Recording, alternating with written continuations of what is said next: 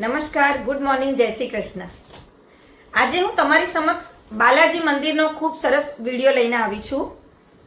તિરુપતિ બાલાજી મંદિર આંધ્ર પ્રદેશના તિરુપતિ ખાતે આવેલું વૈકંઠેશ્વર સ્વામી મંદિર દક્ષિણ ભારતીય સ્થાપત્ય કળાનો એક અદ્ભુત નમૂનો છે, જેની સ્થાપના 300 CE થઈ હોવાનું માનવામાં આવે છે. સમુદ્રની સપાટીથી 2799 ફીટ ઊંચાઈએ આવેલું આ મંદિર એના ભવ્ય ગર્ભગૃહ, ભવ્ય વિમાનમ અને પૂર્વ દિશા તરફ સ્થિત ભગવાન વેંકટેશ્વરની સ્વયંભૂ મૂર્તિ માટે જાણીતું છે, જે માનવજાતને કલયુગની મુશ્કેલીઓમાંથી બચાવવા માટે પૃથ્વી પર પ્રકટ થયા હતા, જેને વિષ્ણુના અવતાર માનીએ છીએ આપણે. વેંકટેશ્વર ભગવાન કલયુગ પ્રત્યક્ષમ દેવમ તરીકે પણ ઓળખવામાં આવે છે, એટલે કલયુગના પહેલા દેવતા. આ સ્થાનને કલયુગી વૈકુંઠ પણ કહે છે.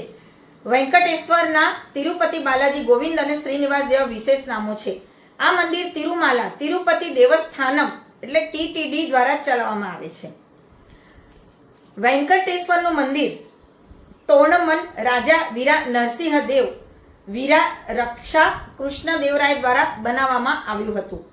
એને ચોલ, પાંડ્ય અને વિજયનગર દ્વારા સમયાંતરે એનું પુનઃનિર્માણ પણ કરવામાં આવેલું છે. મંદિર પરિસરમાં યાત્રાળુઓની ભીડનું સંચાલન કરવા માટે 2 આધુનિક કતાર સંકુલો છે. યાત્રાળુઓ માટે નિઃશુલ્ક ભોજનશાળા, વાળ કાપવાની ઇમારતો, સંખ્યાબંધ યાત્રાળુઓ માટે રહેવાની જગ્યાઓ છે. આ મંદિર દાન અને સંપત્તિની દ્રષ્ટિએ વિશ્વના ધનિક મંદિરોમાંનું એક ગણાય છે. નાલિયેર દિવ્ય પ્રબંધનમાં ઉલ્લેખ છે તે મુજબ આ મંદિર 108 દિવ્ય દેશોમાંનો 75મો દિવ્ય દેશ છે. વૃષભદ્રી, અંજનાદ્રી, નીલાદ્રી, ગરુડાદ્રી, શેષાદ્રી, નારાયણાદ્રી અને વૈકંઠાદ્રી એમ 7 ટેકરીઓ એટલે સપ્તગિરી ઉપરના આ પ્રદેશોમાં વૈકંઠાદ્રી પર્વત પર શ્રીનિવાસ ભગવાન સપ્તગિરીશા નામે બિરાજે છે. અહીંના શિલાલેખો મંદિરનો ઐતિહાસિક અને સાંસ્કૃતિક ખજાનો છે, જે મુખ્યત્વે તામિલ, તેલુગુ અને સંસ્કૃત ભાષામાં છે. પલ્લવ, ચોલ, પાંડ્ય અને વિજયનગર સામ્રાજ્યના રાજાઓ દ્વારા આપવામાં આવેલા દાન મંદિરની વ્યવસ્થા, જમીનની માલિકી અને ભક્તિભાવની ઐતિહાસિક સાબિતીઓ પૂરી પાડે છે. હવે એનું સ્થાપત્ય શૈલી, તો મંદિરનું નિર્માણ દ્રવિડિયન સ્થાપત્ય કળામાં થયેલું છે, જે પ્રાચીન દક્ષિણ ભારતીય શૈલીનું ઉત્તમ ઉદાહરણ છે.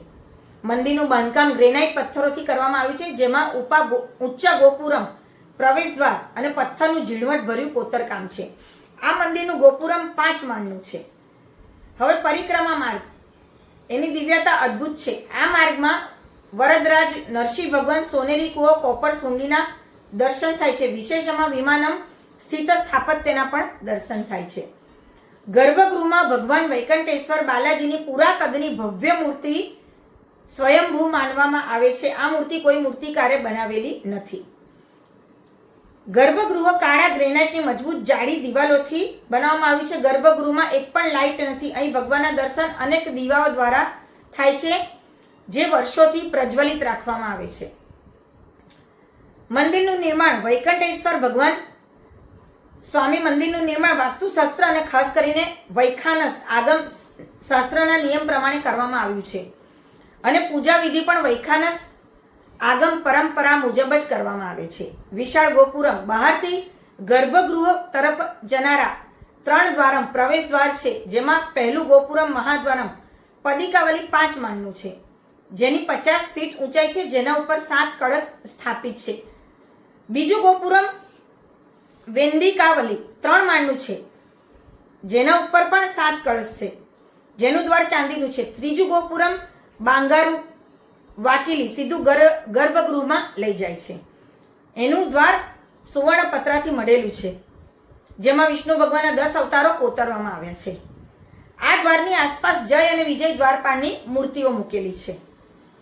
પ્રસાદ, તિરુપતિના લાડુ ખૂબ પ્રખ્યાત છે અને એને ભૌગોલિક સંકેત GI ટેગ પણ મળેલું છે. ભવ્ય વિમાનમ, ગર્ભગૃહ ઉપરનું વિમાનમ આનંદ નિલયમ તરીકે ઓળખાય છે.